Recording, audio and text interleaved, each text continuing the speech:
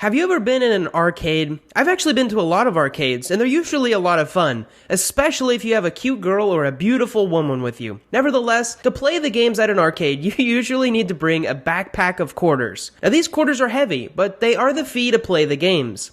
At least, this is the case at many arcades. A few weekends ago, I went to an arcade that didn't let me use quarters. In fact, I had to trade my quarters for a special arcade token in order to play their games.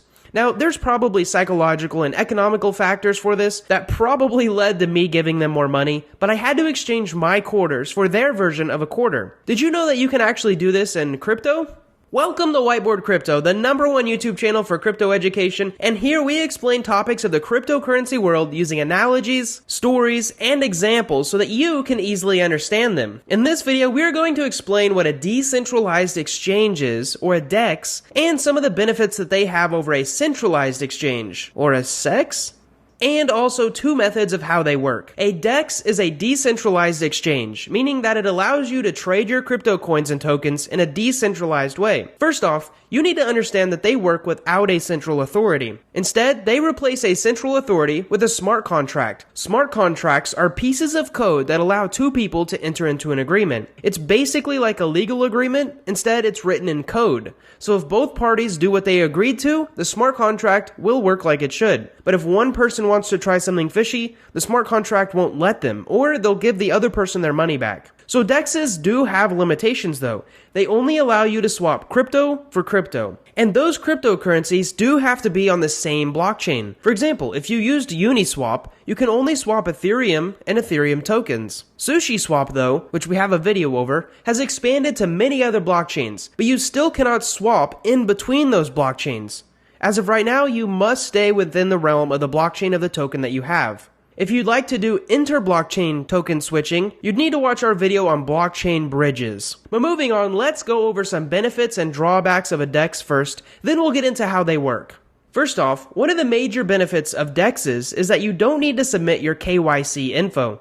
KYC stands for Know Your Customer, and this means you don't need to submit your social security number, your profile pictures, there's no fingerprinting, you don't even need to share your name. Now this is a huge part of decentralized finance, being anonymous. Secondly, there is no centralized authority. Instead of trusting Coinbase or Binance, you just have to trust the smart contract, which is essentially code. Code, in fact, is much more reliable than humans. This code is what we call open source, which means you can take a look at it if you want and find bugs or errors. Usually, this means hundreds of great developers are going to check it out before using it.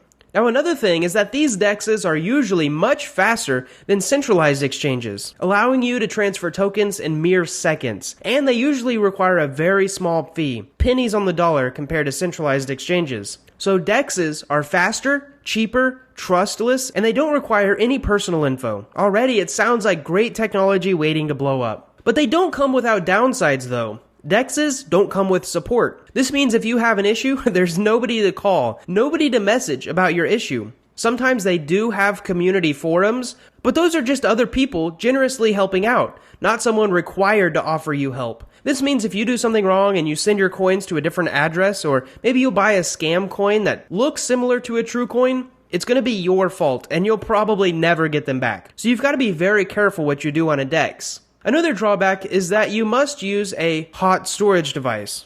This means your wallet must be connected to the internet. On a centralized exchange, your tokens sit on their exchange, waiting to be moved around at your beck and call. But using a decentralized exchange, you must connect a wallet either through your computer physically or through using an extension like MetaMask. Another drawback is that sometimes these DEXs have low liquidity, meaning that if you buy a lot of a token, the price's coin should shoot up.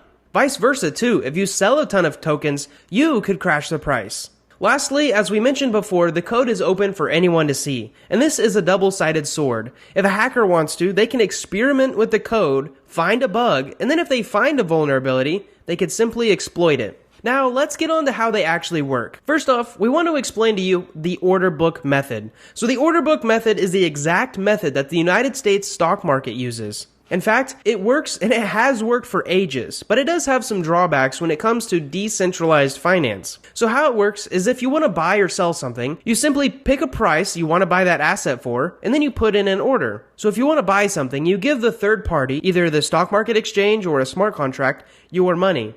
When it finds someone who wants to perform the exact trade that you're offering, it swaps the two and gives you what you want. When you sell something, on the other hand, you just give it the asset that you want to sell and wait for someone to come along who wants to buy it. Otherwise, you can look at the whole order book and find someone who has already put an order in. Then you can agree to their terms and complete the transaction. We're working on a video about limit orders and market orders, so maybe it'll clear some of this up. But this is traditional finance. And the big downside of this is that you have to wait around for someone else to completely agree to your transaction terms. You'll also have to have your funds or your assets locked up until a third party comes along and agrees. There aren't very many DEXs that use this method, but it's because there's a much better method when it comes to DeFi.